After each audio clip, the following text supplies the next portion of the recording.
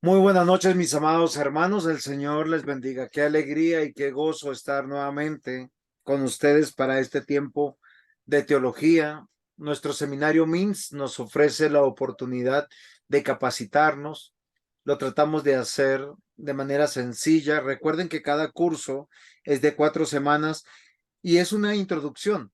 El desafío es interesarlos en este tema, darle los recursos para que usted estudie y salga adelante.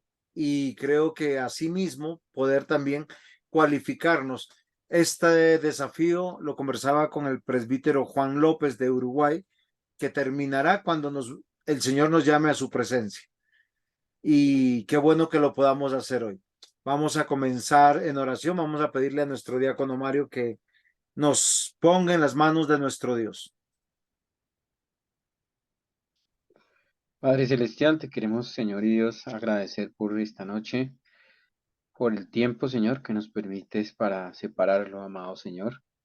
Te pido por cada uno de los presentes, Señor, de sus familias, amado Padre, para que seas disponiendo, Señor, nuestro corazón, nuestra mente, nuestro entendimiento, Padre Santo, iluminándonos a través de tu palabra, al pastor Juan José, dale sabiduría, para hacer digerible, Señor, lo que nos va a enseñar hoy, Padre Santo. Te damos gracias por la gracia que le has dado, Padre Santo, para simplificar y enseñar, aterrizándonos, Señor, en tu palabra. En el nombre de tu amado Jesucristo, amén y amén.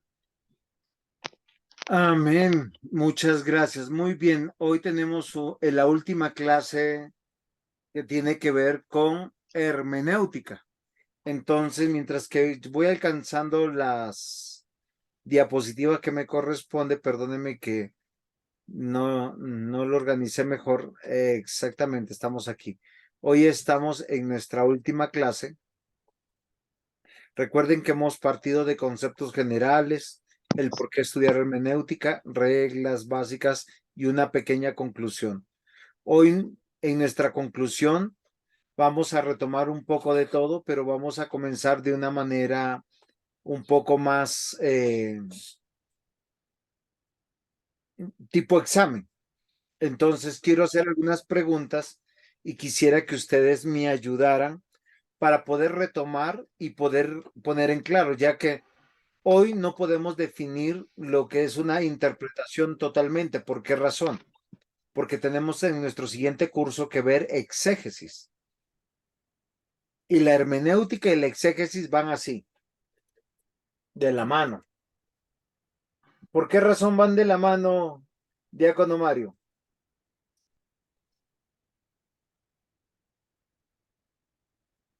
Porque el, el, la fruta es como la exégesis y el jugo es la hermenéutica. La fruta sería, creo, al revés. ¿Sí? Sí, claro. O sea, primero uno tiene que hacer hermenéutica y luego llegar a una exégesis, porque es el último de los filtros, para finalmente hacer una oratoria. Ahora, Sí, no al todo revés. lo que uno ha investigado, uno lo va a decir, pero lo que uno Mm. va a decir, lo va a decir con tal seguridad porque uno lo ha investigado o lo ha interpretado. Entonces, acá, por favor, si ustedes pueden abrir sus micrófonos o con una manito, A o B a la primera pregunta. Hermenéutica bíblica es A, ciencia y arte de la interpretación. B, práctica de la interpretación bíblica. Ah, A. Ciencia y arte de la interpretación. Muy bien, la letra A. Debemos recordar por qué es una ciencia, porque los métodos están establecidos. ¿Sí? Nosotros hablamos de unas reglas, unas normas por las cuales nosotros tenemos la capacidad de poder entender que el texto que yo le estoy dando interpretación, cualquier persona bien intencionada lo va a hacer. Entonces, hermenéutica bíblica en una frase corta es ciencia y arte de la interpretación. ¿Qué sería entonces exégesis? ¿Práctica de imponer verdades doctrinales en la Biblia o práctica de extraer verdades desde la Biblia? El B. Muy bien, diácono B. ¿Quién más?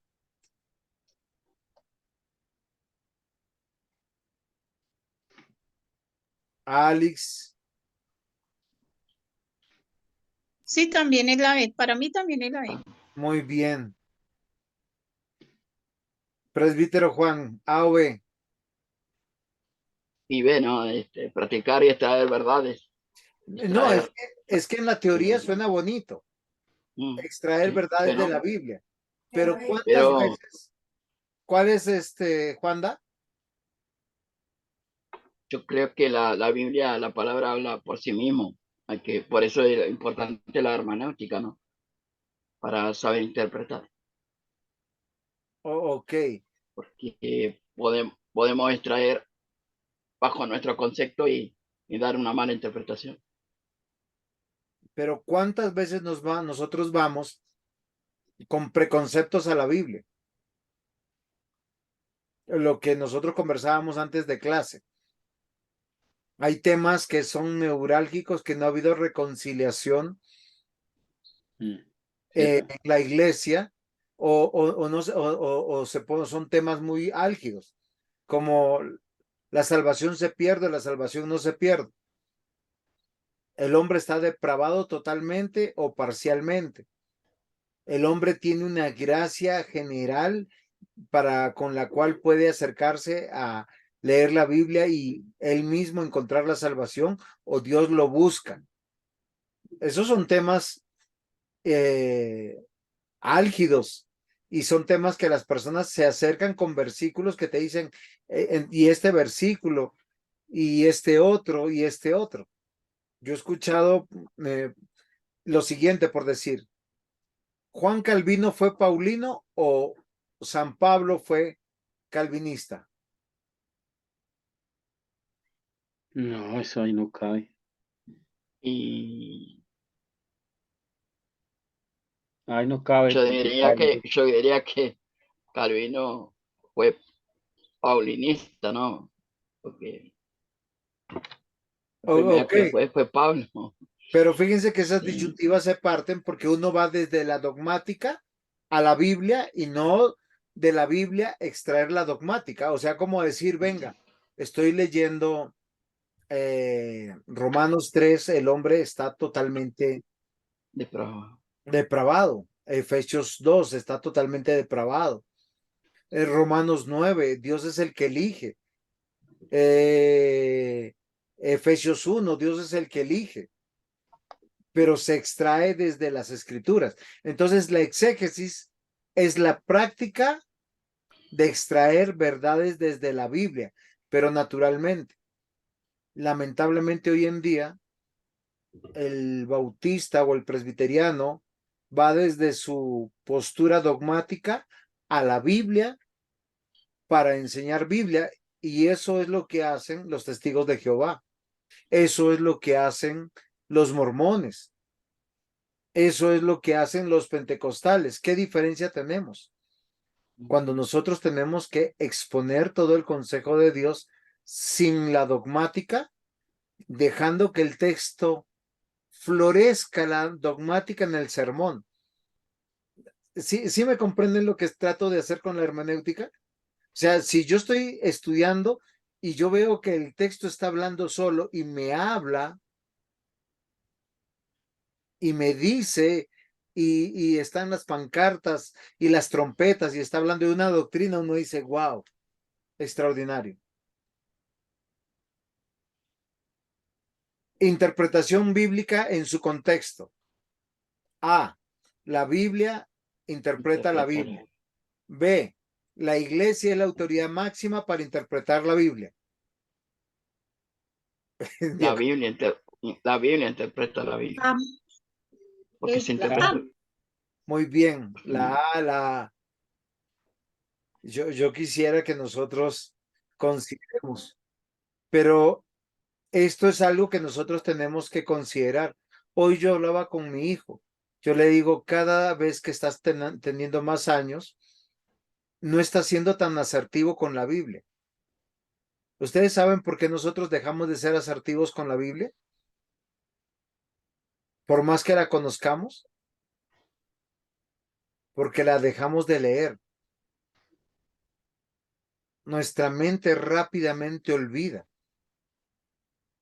el ejercicio de predicar, el ejercicio de exponer, de enseñar, debe siempre estar enmarcado en que la Biblia interpreta la Biblia. Y para eso uno tiene que tener primero la sencillez para dejar que el texto hable. Y lo segundo, la memoria para poder articularla en el libro que estoy leyendo y luego en toda la escritura. Es fácil decir, la Biblia interpreta la Biblia.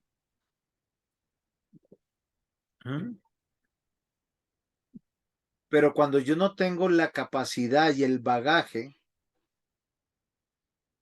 de conocerla en todo su aspecto y su profundidad, yo me puedo perder. Por eso es lo peligroso de solamente ir a una concordancia bíblica y decir qué texto está familiarizado con qué texto. Y hay textos que están dentro de su contexto que están contradiciendo todo lo que nosotros decimos. Fácilmente. Pero la concordancia electrónica nos bota como una relación porque citó la misma palabra. Pero resulta que cuando usamos una misma versión de la Biblia, recordemos que dentro de la posibilidad de la interpretación, en el hebreo, que es muy reducida las palabras que hay, una palabra significa dentro del contexto del hebreo muchas cosas, pero cuando se hace una traducción, estas traducciones que se llaman dinámicas o alegóricas o paráfrasis van cambiando. Entonces, una concordancia de una Biblia que no sea correcta en su traducción, o sea, en la traducción dinámica, me va a hacer que yo me equivoque.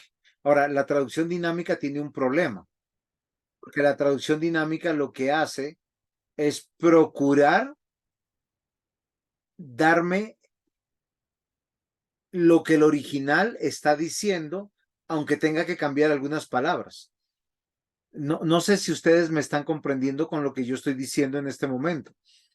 Entonces, por eso tenemos que entender que para hacer una buena hermenéutica, tenemos que tener muchas herramientas y mucho bagaje para no perdernos. Y normalmente las personas se pierden no con los textos más oscuros, sino con los que creen que son más claros. ¿Por qué razón? Porque nosotros partimos de la dogmática a la Biblia y no de la Biblia para hacer dogmática. Y yo quisiera llamar su atención sobre todo a los maestros y a los que leen la Biblia, porque nosotros tenemos que ponerle seriedad a este asunto. Siguiente tanda de preguntas. ¿Qué es inspiración orgánica? A. La Biblia es inspirada por Dios en todas sus partes. B. La Biblia fue escrita por hombres bien inspirados.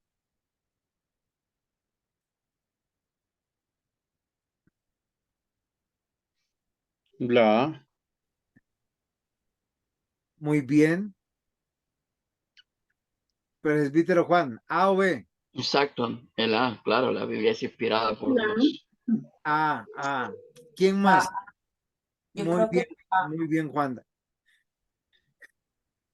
Si nosotros decimos que la Biblia fue escrita por hombres bien inspirados, negamos lo que dice Segunda de Timoteo, capítulo 3, versículo 16. Toda la escritura fue inspirada por Dios. Toda. Lo que quiere decir que aún esos detalles que nosotros no entendemos, porque debemos reconocer que hay partes de la Biblia que no entendemos. ¿Hay algún texto que ustedes no entiendan? Yo les pongo un texto que yo no entiendo, para que se rían un poquito. No es para dar explicación, sino para que nosotros consideremos.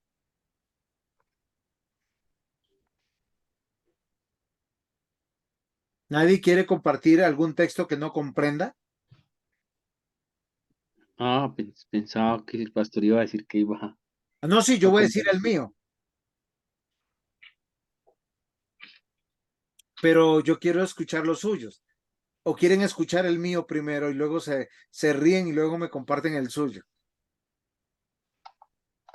Sí, mejor. Hay un texto en la Biblia que dice, Cuando, señora Alex, diga. cuando Jesucristo maldijo la higuera, yo todavía no lo entiendo. Muy bien. Recuerden que el texto de la maldición de la higuera es en alguna medida una metáfora, ¿sí? Porque la higuera era símbolo de Israel e Israel tenía que dar un fruto y el fruto es esperar al Mesías. Sin embargo, cuando llegó el Mesías, Israel no estaba dando ningún fruto. Y básicamente es lo que va a pasar con Israel y básicamente es eso. Bueno, es el entendimiento que yo tengo de ese texto, pero el texto mío es a Jacob amé, mas a Esaú Esaú aborrecí. aborrecí. Me parece que es un texto difícil en algún sentido. ¿Por qué razón? Porque yo entiendo por qué aborreció a Esaú, pero no entiendo por qué amó a Jacob. Cuando uno ve la vida de Jacob, desde niño era un engañador, fue un hombre que en muchos momentos peleó con Dios, peleó con los designios de Dios, le dio una extraordinaria esposa que le dio varios hijos, sin embargo, él amó a otra y por amar a otra se metió en todos los problemas que él quiso, empecinado, rebelde, amó a los hijos de la mujer que él amó por encima de los hijos que debería haber amado, que fue su primogénito Rubén, los hijos de Lea. Entonces, estoy hablando de una manera de no entender eso. O sea, si usted me habla desde la perspectiva de la dogmática de la elección, es muy fácil. Pero cuando uno ve la vida de un hombre, porque casi siempre uno piensa amar a un hombre que no amó a Dios y Dios lo amó. O cuando dice David es conforme al corazón de Dios De Dios. y ver que mata a su mejor amigo, toma la mujer de su mejor amigo, eh, rechaza a su primera mujer, a Mical, luego la trae a pesar de que sabía que tenía una esposa, la trae y la obliga a volver por una conveniencia religioso-política,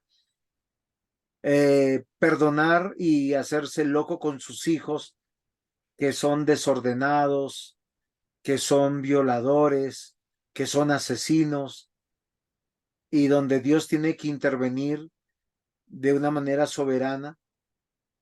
Hay cosas que cuesta mucho en ese sentido. ¿Sí me comprenden?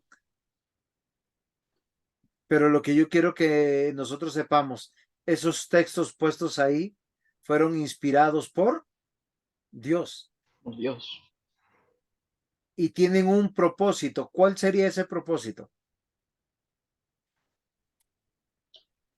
Como dijo el apóstol Pablo, que lo que fue escrito antes para nosotros, como para ejemplo para nosotros, para que lo bueno que hicieron lo imitemos y lo malo no lo hagamos. Ok, pero Eso cuando queda nosotros en pensamos en Romanos la 15. inspiración orgánica, básicamente ahí era mi pregunta, diácono Mario. Pues yo creo que era para mostrarnos que eso no se trata de yo, ni de mí, Entonces, sino ¿de qué se trata, diácono? de él. Ok, pero ¿de qué manera? Ahí es donde usted lo resuelve. Sí, él es él es él la ama incondicionalmente, a pesar de que la condición él mismo la cumplió, ¿no? Que fue ir hasta la cruz. Ah, O sea, usted y yo no tenemos ahí, no nos hemos ganado nada, ni lo vamos a hacer. y es verdad lo que usted dice, pero fíjense que nosotros hacemos nuestra hermenéutica en el hogar, hacemos nuestra hermenéutica en la iglesia, porque nosotros no amamos lo que Dios amó. Voy a hacerle un ejemplo. Aquel que esté casado, todos los que están casados más de 5 años, en algún momento han pensado en separarse. ¿Por qué? Si la Biblia dice que Dios nos llevó al matrimonio. O sea, Dios nos permitió elegir y nosotros elegimos libremente, pero Dios ya la tenía elegida. Uno. Dos. Una vez hecha nuestra elección, nosotros debemos amar nuestra elección, pero nosotros decidimos juzgar nuestra elección. Lo hacemos en el matrimonio, lo hacemos con los hijos, lo hacemos con la iglesia. ¿Por qué? Ahora, lo que yo quiero que ustedes piensen es algo muy interesante con el ejemplo que yo les di. La palabra de Dios tiene un propósito, como dijo el diácono Mario, no tiene que ver con nosotros, tiene que ver con Dios, pero más que ver con Dios, tiene que ver con la historia de la redención, con su Hijo Jesucristo. Por eso es una historia orgánica. No tiene que ver con la vida de Jacob. Dios lo amó porque tenía que amar a un hombre de todos los terribles hombres que hay en la Biblia y de todos los terribles hombres que hay en la humanidad. Y no hay uno mejor que el otro, dice Romanos 3, porque dogmáticamente decimos, no hay uno, ni siquiera uno bueno, todos son malos. Pero el día que yo me quiero divorciar, yo soy el bueno. El día que me quiero ir de la iglesia, yo soy el bueno. El día que yo quiero romper una amistad, yo soy el bueno. Hacemos nuestra propia hermenéutica.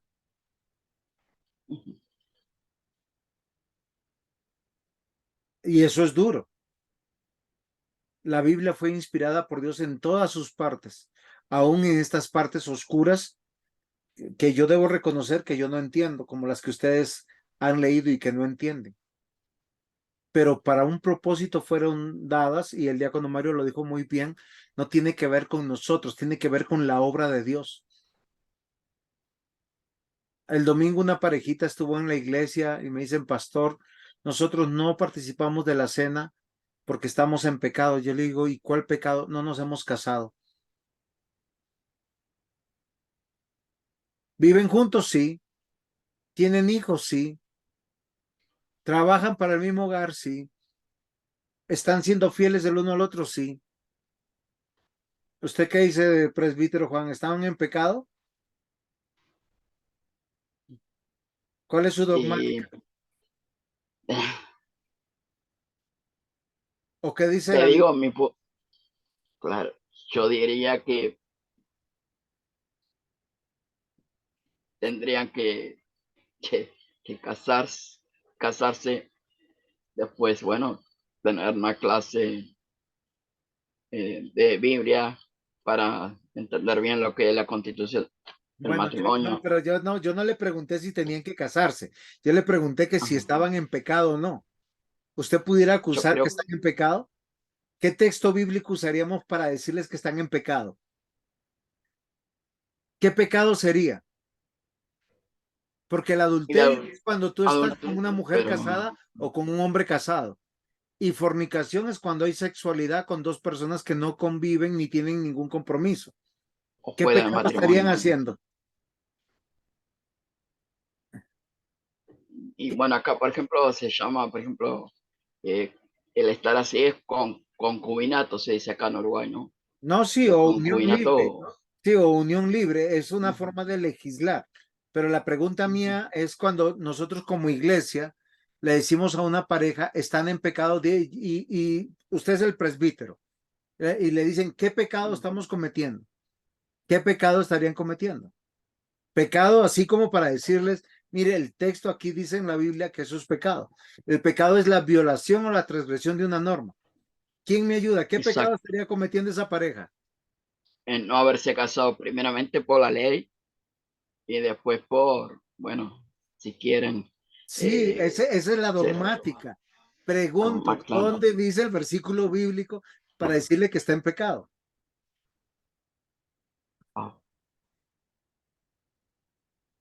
Ah, podíamos usar lo que unió al hombre no lo separa. Lo que unió a Dios no lo separa el hombre, pero no sería Ah, bueno eso. entonces ahí le hago una pregunta para ver la hermenéutica. Dios cómo unía hace, no sé, 1000 años atrás, dos parejas.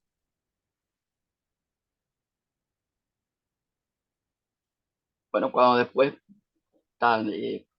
según la historia, ¿no? Cuando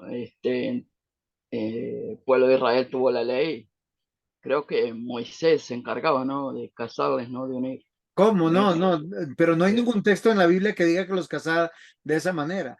En los tiempos de Moisés, ¿cómo eran los matrimonios? Las familias se ponían de acuerdo, el hombre se iba a vivir con la mujer y el hombre conocía a su mujer y ahí el sello era ese. Eso es el matrimonio. Hace 2000 años exactamente era lo mismo. Claro, de acuerdo a los tiempos, ¿verdad? Y la Hace cultura, 3000 años o los era lo tiempos. mismo. Por eso yo pregunto, ¿cuál es nuestra dogmática? Ahora, no estoy diciendo, porque está quedando grabado y me sacan ahorita nos, me atacarían por lo que estoy diciendo, sino estoy haciendo un ejercicio de hermenéutica, no imponer nuestro dogma, no importa lo bueno que sea. Yo quiero que nosotros seamos pastores y seamos creyentes de verdad, diciendo, mira, la Biblia dice, no estoy diciendo que estén casados. Ellos están de acuerdo en la Constitución colombiana en un término legal que se llama unión libre. De hecho, si ellos se separan, tienen que ir a un lugar, a una institución que se llama bienestar familiar para velar por responsabilidades de los hijos y establecer una separación legal, a pesar que nunca se casaron después de haber convivido más de 2 años. Acá también. Sí, sí, Pero son un matrimonio que no se ha casado. Entonces yo exacto. pregunto, por eso pregunto, ¿qué pecado estarían cometiendo?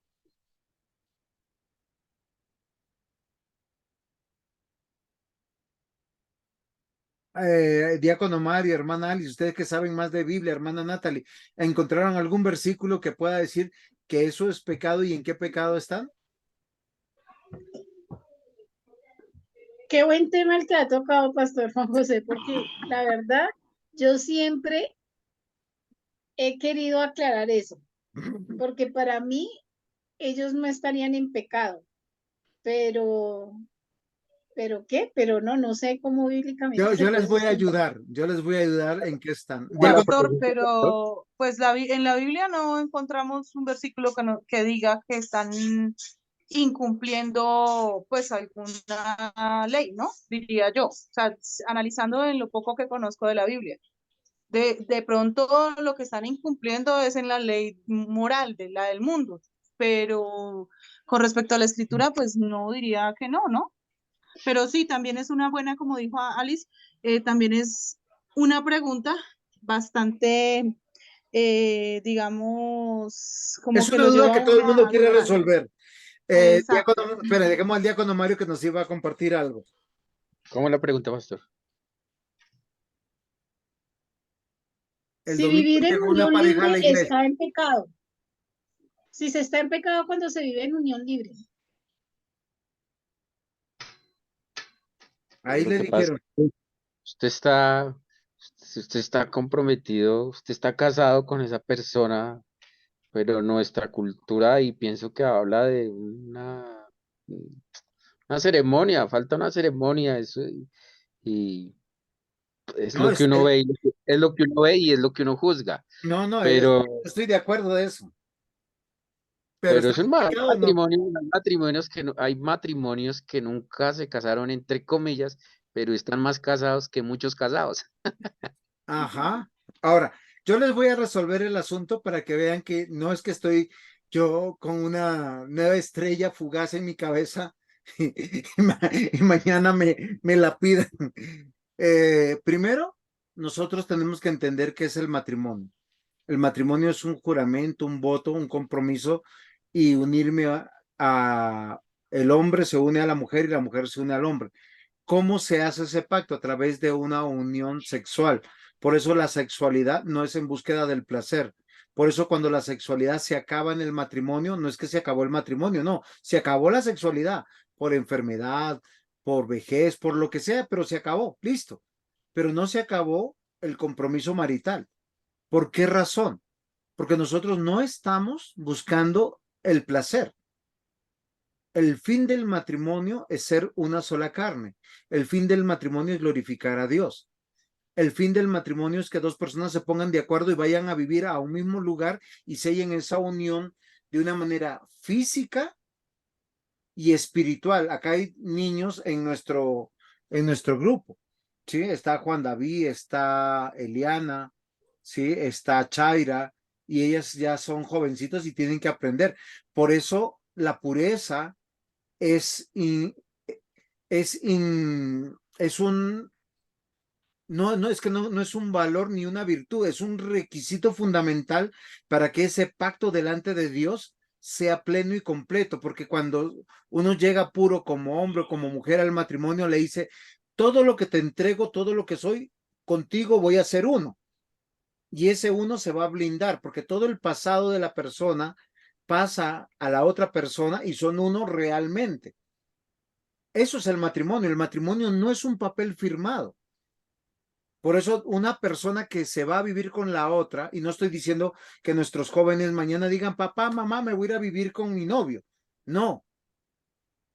Lo que sucede que en nuestra sociedad, ¿cómo se blinda esa decisión?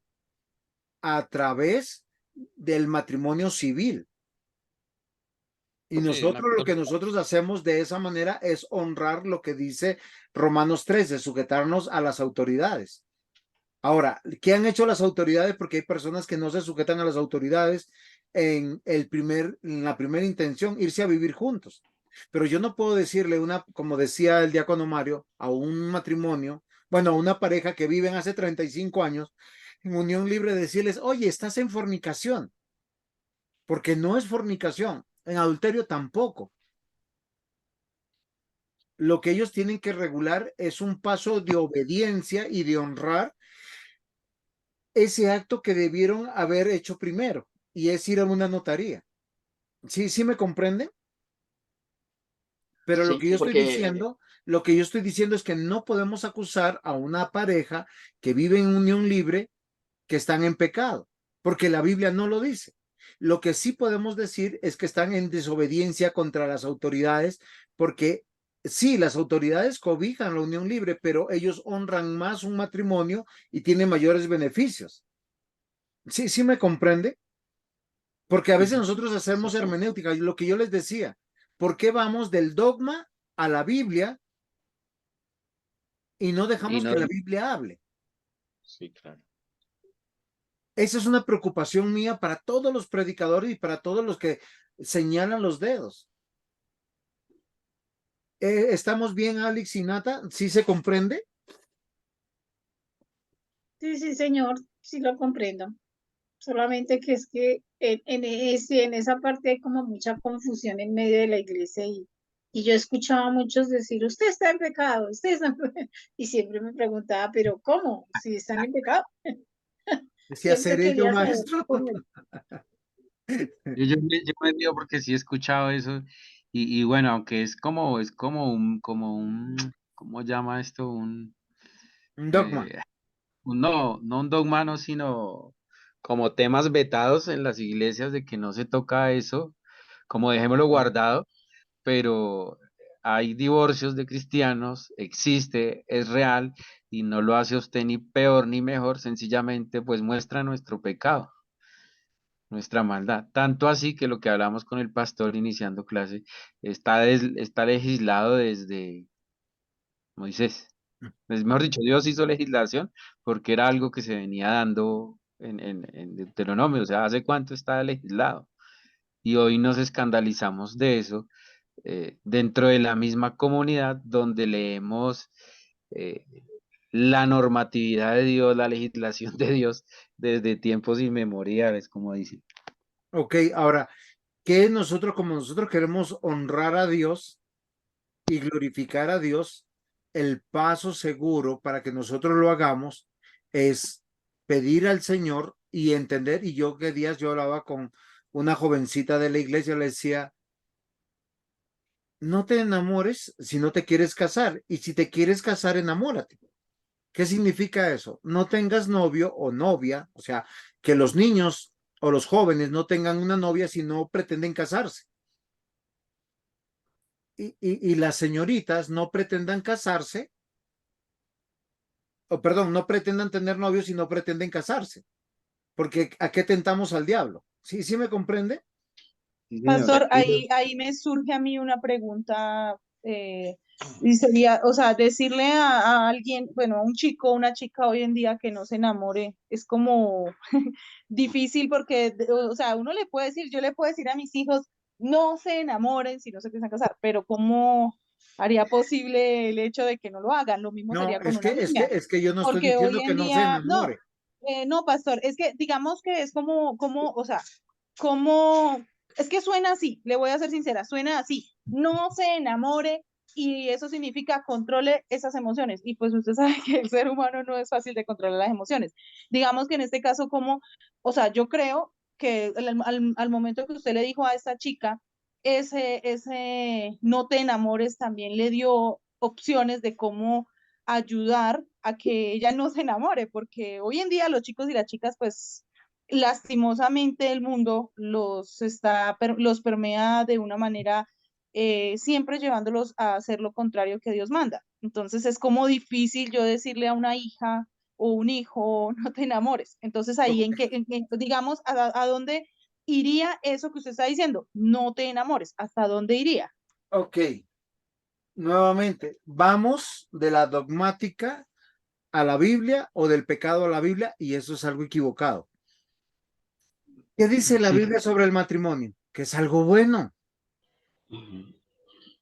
Si sí. mi hijo Y se que, enamora a los 17 años y realmente ama a esa mujer, pues yo tengo que colaborarle para que se case. El matrimonio no es malo. Si mi Pastor, hija se enamora a los 15 años, que se case. O sea, hacerle el plan pero yo no puedo tener un matrimonio, o sea, un noviazgo de 3, 4, 5 años, van a caer en fornicación. Yo me tengo que hacer el loco, tengo que mirar para otro lado, pero mi hija va a la iglesia, mi hijo va a la iglesia. Vamos de la dogmática a la Biblia o de la Biblia a que hable. Qué dice la escritura? Todo tiene su tiempo. Hay tiempo de vivir, hay tiempo de morir. ¿Cuándo es tiempo de vivir? Cuando el vientre va a parir y ya sale el bebé y ahí se declara hijo vivo, como dicen. No estoy diciendo que los fetos no sean personas, sino estoy diciendo cómo se legisla. ¿Cuándo hay tiempo de morir? Pues cuando uno llega a su final de la vida y morir también es bueno. ¿Cuándo es tiempo de casarse? Cuando uno tiene novia.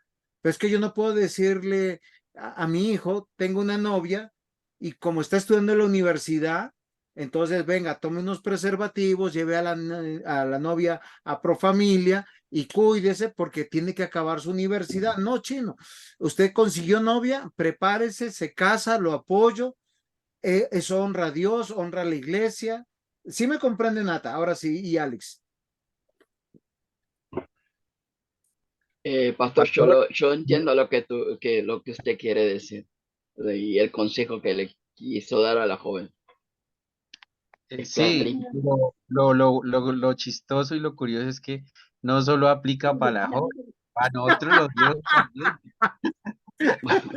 Eh, pero yo creo que, como dice en Proverbios capítulo 6, caminará sobre las brasas sin que se queme. Eh, Entonces, también lo que dice el pastor, porque como dice, no puede dar la vista gorda, ¿no? Como se dice acá en Uruguay. Si el hijo viene y dice, tengo novia, bueno, creo que mejor es casarse antes que quemarse, como dijo alguien por ahí, ¿no? Sí, hay que Me planear las parece cosas. bárbaro, El enamorarse no es malo. malo. Ahí está. Hace algunos años, les cuento, vino una pareja de esposos. Ay, me dice, pastor, estamos muy preocupados. Nuestro hijo tiene 14 años y se enamoró. Gracias a Dios, le digo, es una buena noticia. Hoy con tanta homosexualidad que anda por el camino, que digan que el niño se enamoró de una niña, pues chévere. Pero ¿qué sigue?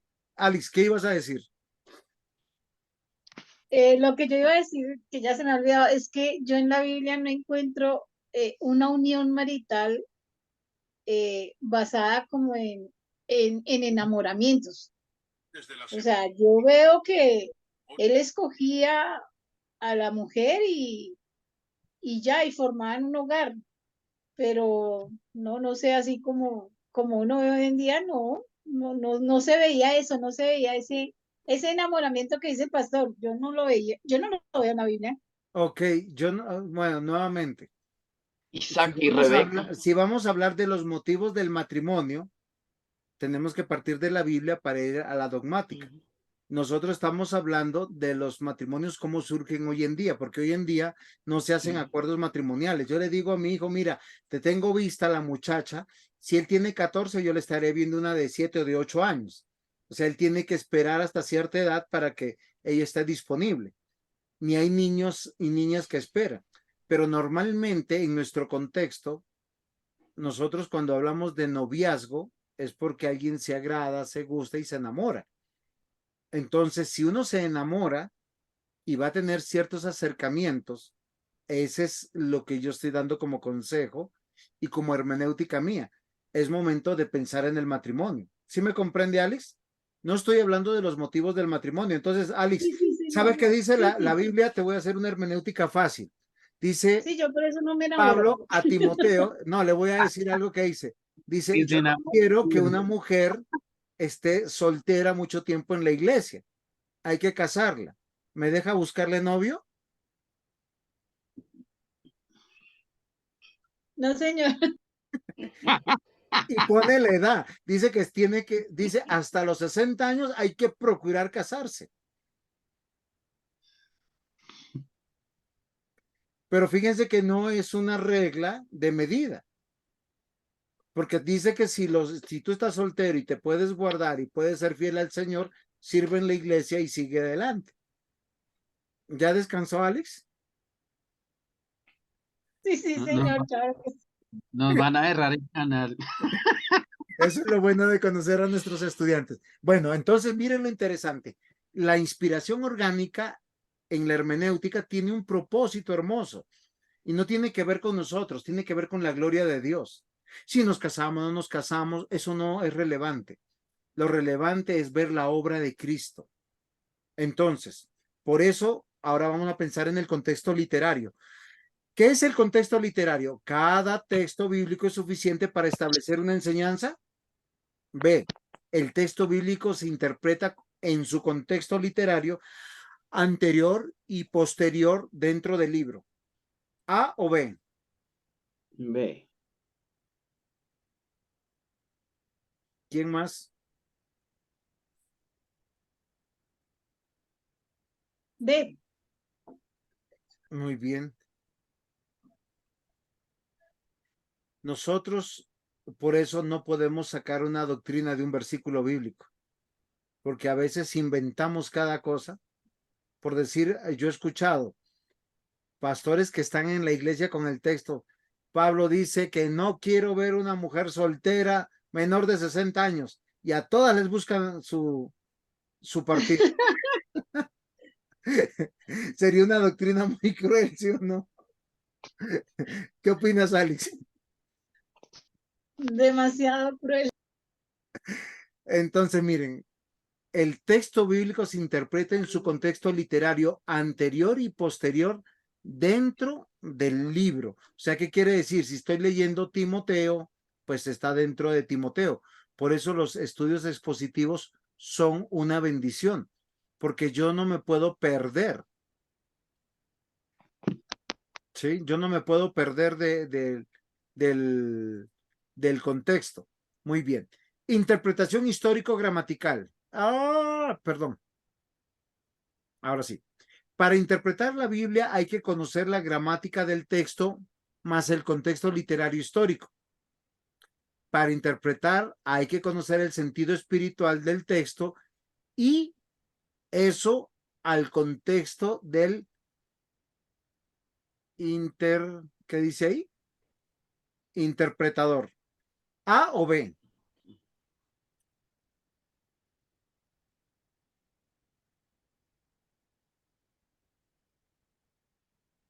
Yo creo que sería A, ¿no? Hay que conocer el texto y el contexto literario, histórico, Muy bien. familiarizarse con el pasaje, con la ¿A o B? escritura, con nuestro tiempo. Diácono Mario. Ah, Muy bien. Ah, Natalie, Alice. A. ah.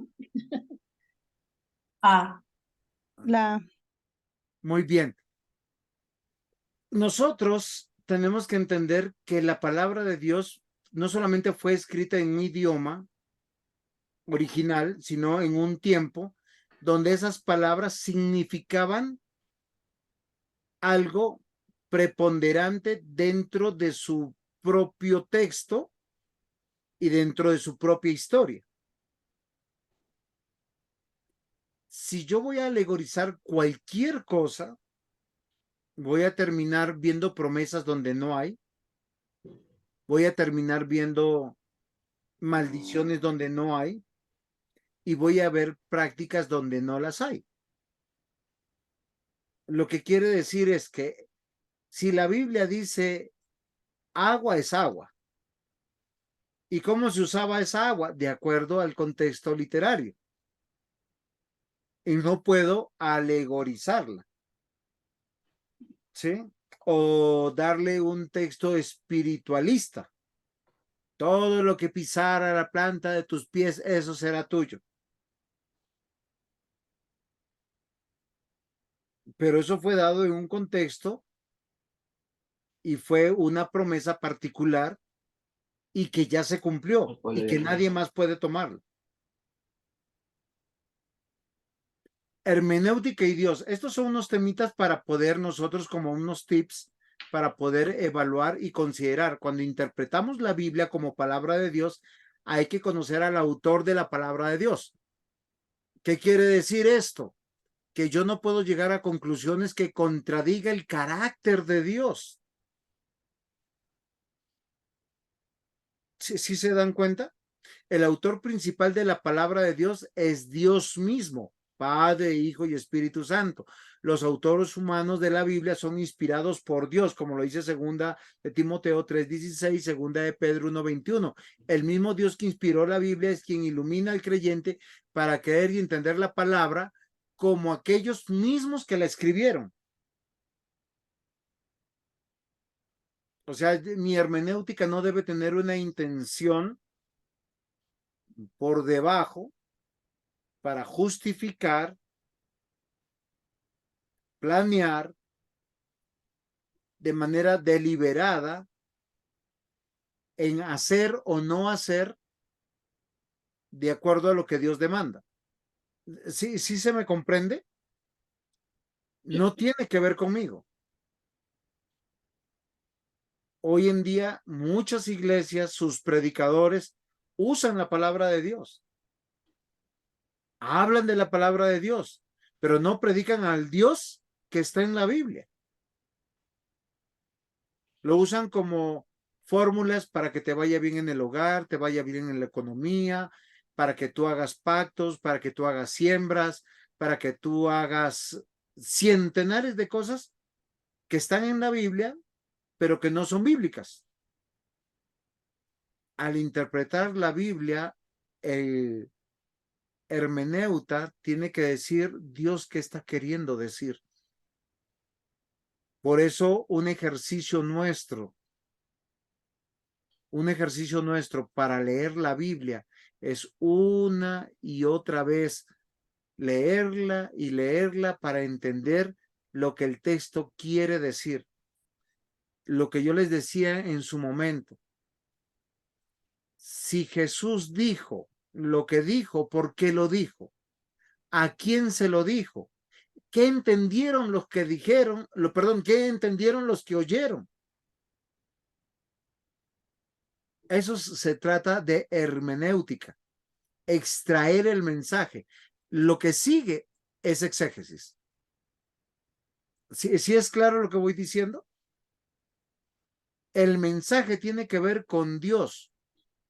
Por eso no está para agradar a las personas, porque muestra el plan de Dios, el propósito de Dios, y muchas veces va en contra de lo que nosotros deseamos y queremos. Y muchas veces nos vemos que, oiga, la palabra de Dios es muy bonita, pero veo que no me está beneficiando. ¿Sí me comprende lo que yo digo? ¿Sí estoy dando a entenderme? O sea, el diácono Mario, Sí, señor, sí, están entendiendo. es que cuando yo hago hermenéutica, no lo hago para decir soy presbiteriano, soy reformado, soy calvinista. No, yo cuando hago hermenéutica, estoy diciendo, quiero conocer a Dios y su voluntad.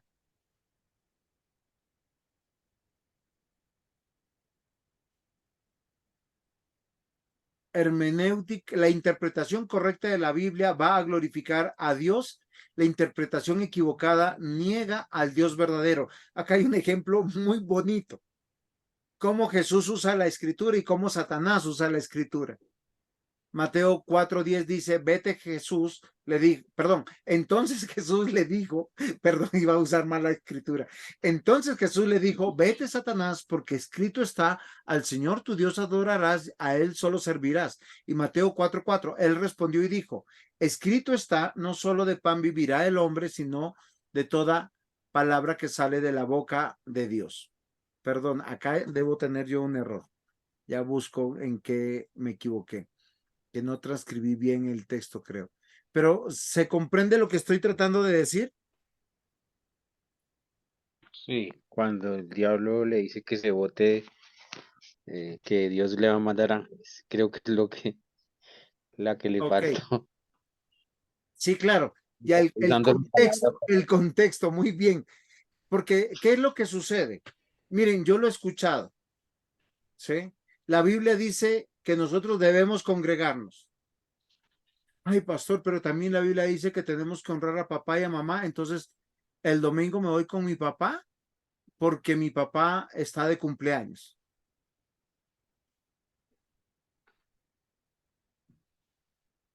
¿Sí se dan cuenta la gravedad de la hermenéutica que está haciendo?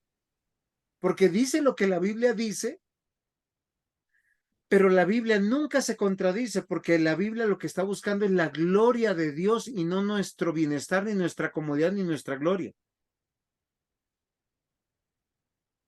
Cuando en Mateo 4, versículo 4, Jesús es el que responde, porque el tentador en el versículo 3 viene y le dice, si eres el Hijo de Dios, di que estas piedras se conviertan en pan. Y Jesús le dice, a esa tentación, él respondió y dijo, escrito está, no solo de pan vivirá el hombre, sino de toda palabra que sale de la boca de Dios. Frente a las intenciones de Satanás, el Señor Jesús usa correctamente la palabra de Dios. Sin embargo, nosotros nos damos cuenta que en el versículo 10, Satanás, ¿qué dice? Perdón, no, déjeme ubicarme acá en el texto. Versículo 6. Y le dijo, si eres el Hijo de Dios, échate abajo, porque escrito está, a sus ángeles mandará acerca de ti, y en sus manos te sostendrá, para que no tropiece tu pie con piedra.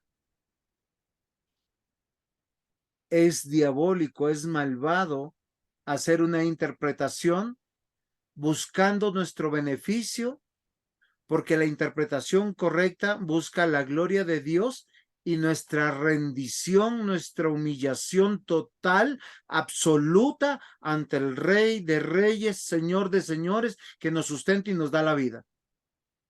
Muchas personas calman sus conciencias y sus acciones, validando en aspectos de la Biblia, pero contradiciendo otros aspectos de la Biblia. Y yo les voy a decir algo, toda la escritura es clara, perspicua, conspicua. Son dos términos teológicos que hablan de que es diáfana, es precisa, no es enredada, que nos dice las cosas como son y que nosotros no podemos usar los versículos bíblicos para nuestro propio beneficio. Una interpretación correcta tiene que ver con una interpretación que glorifica a Dios solamente. Una mala interpretación va a contradecir o va a negar a nuestro Dios. Y gracias, diácono Mario, porque me ayudó. Yo pensé que me había equivocado. Lo que pasó es que no puse los dos versículos correctamente. Entonces, la hermenéutica y la revelación de Dios. Si Dios no se revela, no se puede conocerle. Solo Dios puede revelarse. Por ser perfecto y santo, Dios no puede revelarse equivocadamente. ¿Qué significa esto? Está acá resaltado en amarillo en sus pantallas. La revelación de Dios corresponde a sus atributos o perfecciones, dependiendo qué autor de teología sistemática estén leyendo. Berkov o Hobbes. ¿Sí? Él se debe revelar perfectamente. O sea, todo lo que tenemos de él está en la escritura. Pero él también deseó revelarse a través de la creación, lo que nosotros llamamos revelación general. Es como Dios se hace conocer a toda la gente por medio de la creación, la providencia de Dios, la historia humana, las experiencias comunes y personales y por la iluminación de la mente humana. Mucha gente habla del Dios verdadero. Cuando Pablo llegó en su segundo viaje misionero a Atenas, ellos tenían un lugar para el Dios no conocido. ¿Cómo sabían? Porque ellos tenían un Dios para cada cosa, para cada acción, a veces para cada emoción, para el amor, para la ira, para... Pero también ellos decían, hay un Dios que está por encima de todo esto y no lo conocemos. Pero lo hicieron porque hay una revelación general. La revelación especial tiene que ver con que Dios se revela a través de la escritura, en la persona de Cristo y por la presencia del Espíritu Santo. Cuando usted tiene una hermenéutica correcta, está viendo al Padre, al Hijo y al Espíritu Santo. Tres personas, un solo Dios verdadero. El propósito de la hermenéutica y del exégesis, entonces, vamos a unir la clase que viene, es al abrir las escrituras es para encontrar el mensaje que los textos bíblicos contienen. Afirmamos que toda la escritura es inspirada y es palabra de Dios. La inspiración orgánica de las escrituras significa que tanto el contenido como la forma de la Biblia están intrínsecamente relacionados en el mensaje. O sea, nosotros no podemos escapar a eso. Por eso toda persona creyente, auténtica, cuando usted le explica la Biblia, le da a entender la Biblia, porque debemos reconocer que Dios ha puesto a muchas personas, cada quien en su lugar, con el ejercicio de hacer hermenéutica, para tomar de la mano a la congregación y llevarlos a Dios. Porque ahí, miren la siguiente pantalla, eso hay un propósito extraordinario que nosotros tenemos que considerar, y es el Evangelio. La Biblia existe para comunicar el Evangelio del Señor Jesucristo. Estudiar el texto bíblico y no ver el contenido referente al Evangelio que se encuentra en el texto es hacer la lectura incompleta de la Biblia. Ahora, el Evangelio es una buena noticia, no un buen consejo. Por eso, queridos hermanos, cuando nosotros estudiamos la Biblia y damos el mensaje, no podemos diluir las palabras, no podemos hacerlas más comprensibles o más manejables o más afables al oído humano.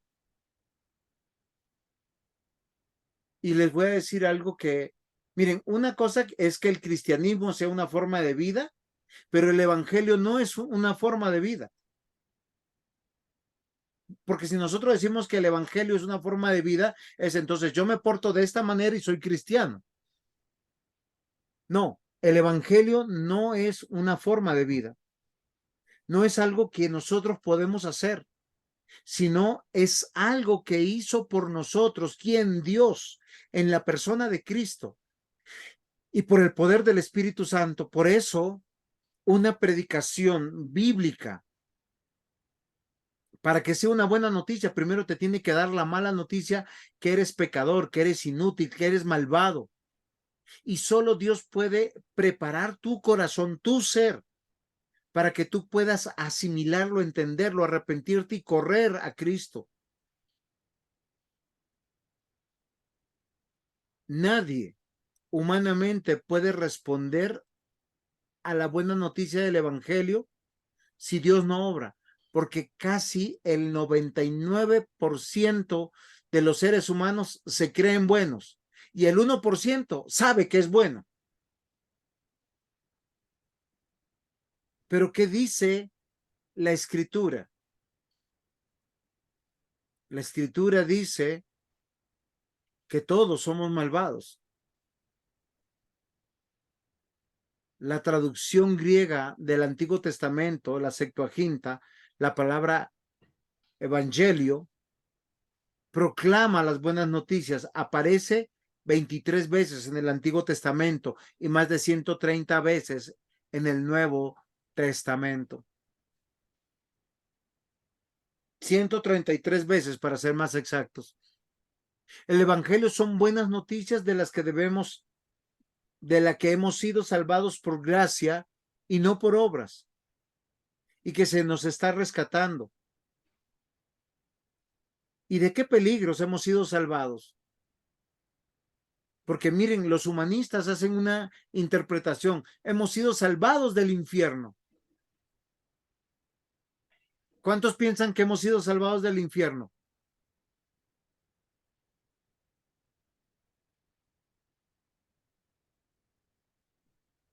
¿Ninguno? Amén. Una mirada a las palabras del Evangelio del Nuevo Testamento nos muestra que somos rescatados del castigo venidero al final de la historia, pero este castigo no es una fuerza impersonal, sino que es la ira, el castigo de Dios. Estamos alejados de la comunión con Dios, de nuestra relación con Él, que está quebrantada. La mejor gráfica de lo que es el castigo de Dios es el mismo Monte Calvario, donde Jesús pronunció las palabras: Dios mío, ¿por qué me has abandonado?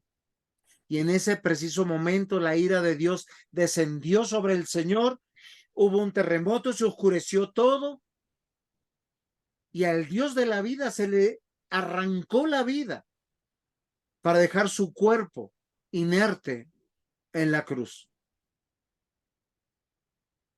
Realmente fuimos salvados de la ira de Dios.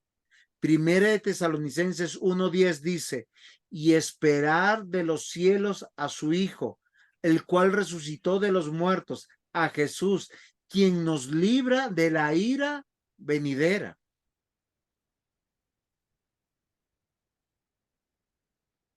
La hermenéutica tiene que ver con el evangelio. La palabra evangelio significa buenas noticias. Para yo entender que eso es una buena noticia, yo debo de entender y comprender que si no soy creyente, si no creo en Cristo, si yo no soy un hombre como la Biblia dice, nacido de nuevo y que pertenece al cuerpo de Cristo, a la iglesia del Señor, la ira de Dios estará sobre mí por la eternidad. De eso trata una buena hermenéutica. Yo no puedo tratar el texto, venga, voy a sacar los 5 pasos para tener un hogar feliz, los 7 pasos para tener una empresa próspera, los 3 pasos para ungir el carro. para bendecir el negocio, para bendecir el hogar de fulano de Mengano.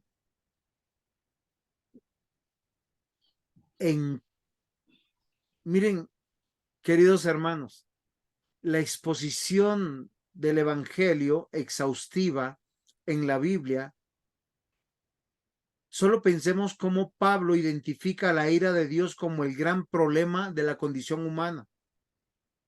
Si nosotros pudiéramos ir a Romanos 1, si ustedes ahí tienen en su Biblia,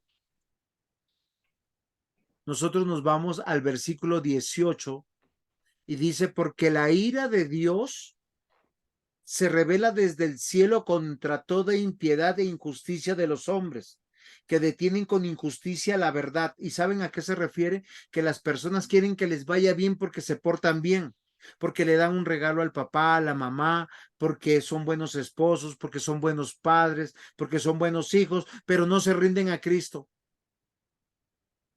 ¿Qué dice el versículo 19? Por lo que de Dios se conoce, les es manifiesto, pues Dios se lo manifestó, porque las cosas invisibles de Él, su eterno poder y deidad, se hacen claramente visibles desde la creación del mundo, siendo entendidas por medio de las cosas hechas, de modo que no tienen excusa.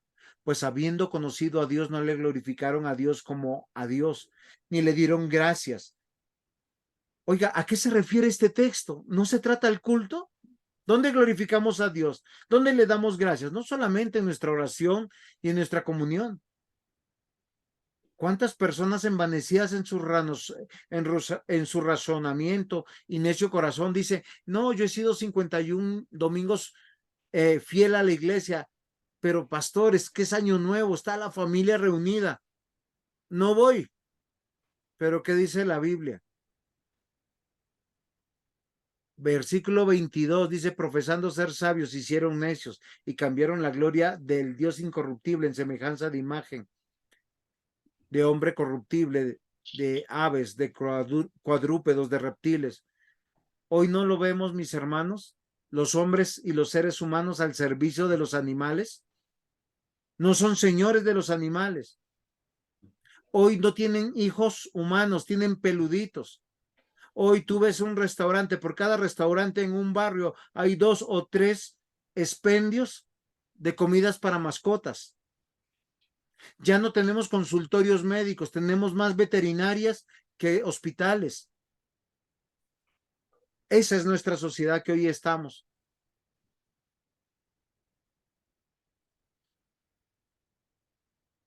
Porque estamos separados de Dios.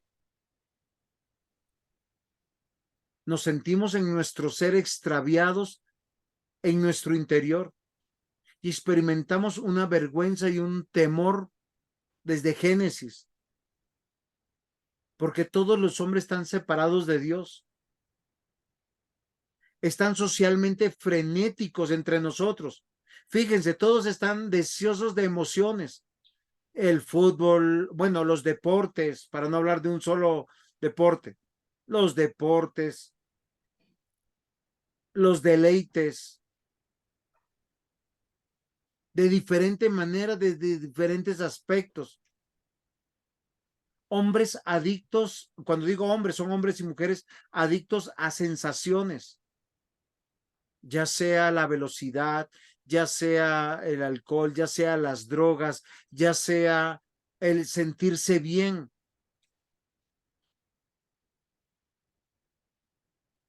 A eso se refiere que la Biblia ve el estado del hombre frenético. Los describe como Adán y Eva, desnudos. Mientras que la sociedad se quiere desnudar, Dios los viste. Hoy no es el mismo síndrome. Mujeres que quieren enseñar más y más, hombres que quieren enseñar más y más, pero ¿cuál es el principio de Dios? Vestirse, la modestia, el decoro. Queridos hermanos, el verdadero evangelio se predica primero revelándole al ser humano su condición tan nefasta en la que se encuentra, donde unos con otros echan la culpa. pero la realidad es porque estamos separados de Dios y debemos ser encontrados y salvados. Y eso solo lo hace la palabra de Dios cuando tú la predicas. Y yo he escuchado, a mí me han aconsejado, pastor, haga el sermón más suavecito. Yo tengo una persona que me quiere mucho y creo que me quiere mucho, ¿sí?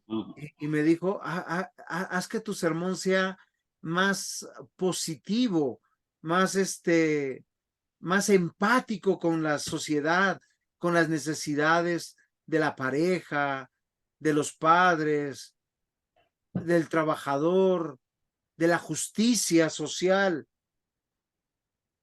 Mm, eh, yo no les digo las palabras que se me vinieron a la mente en este momento, pero me sentí como cuando el Señor Jesús estaba escuchando a Pedro, Señor, que no te maten. Señor, no vayas a esa cruz. Ya ustedes me comprendieron. El Evangelio son noticias de lo que Jesucristo hizo para restablecer nuestra relación con Dios, no lo que hacemos nosotros.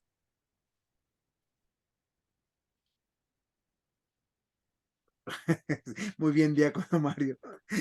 En la iglesia tengo más de 3 demandas por eso. Me han sentado varias veces. Es que el Evangelio lo aplica el Espíritu Santo, no nosotros. El Evangelio es mostrar que el hombre necesita una cura, desesperadamente ser rescatado de esas conductas. Y solo el Señor lo puede hacer. Ser un cristiano tiene que ver con un cambio de estado de muerte a vida. Entonces, ¿qué tengo que predicarles? Están muertos en sus delitos y pecados. Estos son sus delitos, estos son sus pecados. Y es ofensivo. Primera de Juan, capítulo 3, versículo 14. Nosotros sabemos que hemos estado, perdón, nosotros sabemos que hemos pasado de muerte a vida, en que amamos a los hermanos. El que no ama a su hermano permanece en muerte. ¿Tú estás en Cristo o no lo estás? ¿Eres perdonado y aceptado o no lo eres? ¿Tienes vida eterna o no la tienes? Ese es el Evangelio. Cuando yo hago hermenéutica, no es solamente una historia bonita donde veo cómo el pueblo de Dios va en victoria, sino ver todo lo que Cristo ha hecho en favor. Recuerden que hay una revelación orgánica, progresiva, histórica, gramatical. Ya vamos terminando. Hermenéutica y el Evangelio. Entonces, Dios Trino. El Trino, Yahvé, Padre, Hijo y Espíritu Santo, 3 personas que trabajan unidas con sabiduría soberana, poder y amor para lograr la salvación de un pueblo escogido. Un escogido por Él, salvado por Él, regenerado por Él, preservado por Él y finalmente glorificado por Él. El Padre elige, el Hijo cumple la voluntad del Padre al redimir, el Espíritu Santo que ejecuta el propósito del Padre y del Hijo al renovar. Pregunto, mis hermanos, ¿qué tiene que ver eso con el predicador? Nada. ¿O sí? No, sí, claro. Cuando el predicador lee y hace un ejercicio de hermenéutica de lo que dice la Biblia para exponer el pecado y la condición del hombre y llevarlo de la mano a su necesidad de Jesucristo. Porque Dios salva. Esa es la hermenéutica. Yo no me salvo, yo estoy frito. Frito 100% por mis pensamientos, por mis palabras, por mis acciones, por lo que hice y por lo que no hice. Dios hace todo desde el principio a fin, hace lo necesario para llevar al hombre de la muerte en el pecado a la vida en gloria, planifica, lleva a cabo y comunica la redención, llama, sostiene, justifica, santifica, glorifica. ¿Qué significa eso? Que aunque yo dije, yo creo, yo acepto, yo me bautizo, yo camino, yo firme, Dios soberanamente y providentemente lo ha hecho todo y no ha violentado mi voluntad. Pero pastor, yo no me acuerdo que fue así. Es que Dios lo hizo que tú lo sintieras sabroso, deleitoso. y encontrar la solución, porque el evangelio es una buena noticia que te emociona. Somos pecadores, culpables, viles, desvalidos, imposibilitados, incapaces de levantar un dedo para cumplir la voluntad de Dios, ni lo mejor para su parte espiritual. Miren, mis hermanos, cuando tú le predicas el evangelio a un auditorio donde hay cristianos y no cristianos, el cristiano se deleita, el no cristiano se siente acusado, perseguido. Es ahí donde tú sabes, oiga, se predicó el evangelio, pero solamente Dios puede hacer que esa persona que se siente predicada, excluida, acusada, hasta ofendida y vituperada y maltratada, un día esa palabra puede haber carcomido hasta lo profundo de su ser y decir, necesito a Cristo. Amados hermanos, la hermenéutica debe buscar la gloria de Dios. Siempre. No nuestra gloria. Nosotros no somos nada. La Biblia dice que somos gusano de Jacob. En nuestros términos, cucaracha de la esquina de mi cocina. ¿Es Dios glorificado en tu interpretación bíblica y en tu aplicación del evangelio transformadora del corazón y al contexto humano? Queridos hermanos, el 99% de la sociedad sin Cristo se cree buena. El 1% está segura que es buena. Una interpretación adecuada me debe llevar a cómo debo de amar. ¿A quién? A mi prójimo. ¿Dónde? En el hogar, en la iglesia, donde trabajo, donde estudio, donde sirvo. A servir, no por gloria. Porque yo he escuchado esto mucho. Es que no estoy buscando mi gloria.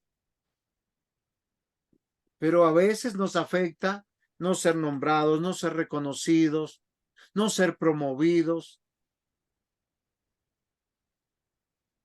Es que donde Dios nos puso somos reútiles. Tan útiles que Dios soberanamente te puso en ese hogar donde estás, en ese trabajo donde te encuentras, en ese lugar de estudio donde te encuentras, en esa iglesia donde tú estás. Solo te pido, adora a Dios. Satanás usó la Biblia, pero la usó para contradecir a Dios y no para crecer, obedecer y adorarle. Y como se puede tener certeza que Dios va a ser glorificado por el texto, la interpretación correcta del texto bíblico ha de glorificar a Dios por el cumplimiento de su palabra. O sea, si su palabra lo dice, yo digo amén, pero ese amén tiene que estar en el texto dentro de su contexto. Lo que dijo antes y lo que dijo después y lo que dice en toda la Biblia. Y no hay error ahí. Conclusión, esta es la última diapositiva. Téngame paciencia. La hermenéutica es importante para una interpretación integral de la Biblia. El inicio, el propósito y el resultado es teocéntrico y doxológico. Se entiende por palabra teocéntrico, Dios es el centro de mi interpretación. Doxológico es para su exaltación, adoración. Si yo estoy encontrando que el hombre está siendo exaltado por encima de Dios, error. Estoy llegando a conclusiones equivocadas. Pastor, pero acá dice, ojo con la exaltación del hombre. Hay que comenzar con Dios, continuar y concluir con Dios. Hay que respetar la manera como Dios se ha revelado. La revelación general y la revelación especial no están en conflicto, sino se confirman. La Biblia habla sobre la buena noticia de la salvación por fe en Cristo Jesús. Este evangelio debe ser explicado desde el punto de vista bíblico. ¿Qué quiere decir? El hombre es pecador, está muerto en sus delitos y pecados. Necesita de Cristo. Es un terrible ser, porque dándole todo negó a su creador y necesita de Cristo. ¿Quién lo puede hacer? Solo Dios. Al cumplir eso, Dios será glorificado en el cumplimiento de su propósito, voluntad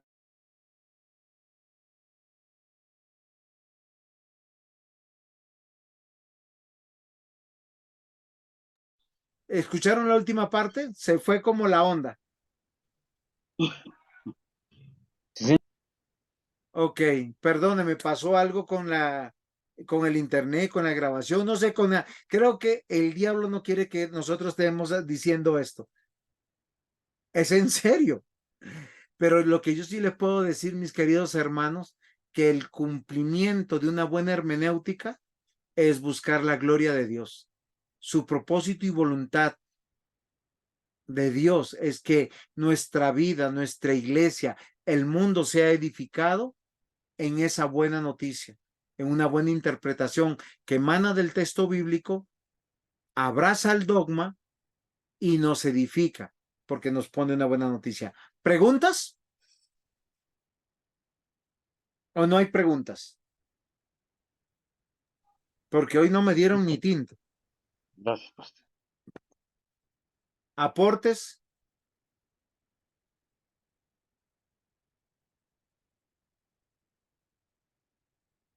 Muy bien. Nos quedamos en las buenas manos del Señor. Alice, cuéntame. No, solo darle las gracias, pastor. Gracias por tanta, bueno, explicación. Yo disfruto mucho. Bueno, A mí, el solo enseñar ya para mí es un pago porque lo disfruto demasiado. Hermanos, oremos para seguir en este proceso de estudio. El próximo curso es exégesis. No le tomen miedo. Ya vamos a ver cómo hermenéutica y exégesis van de la mano. Y hay que descansar en la revelación de nuestro Dios.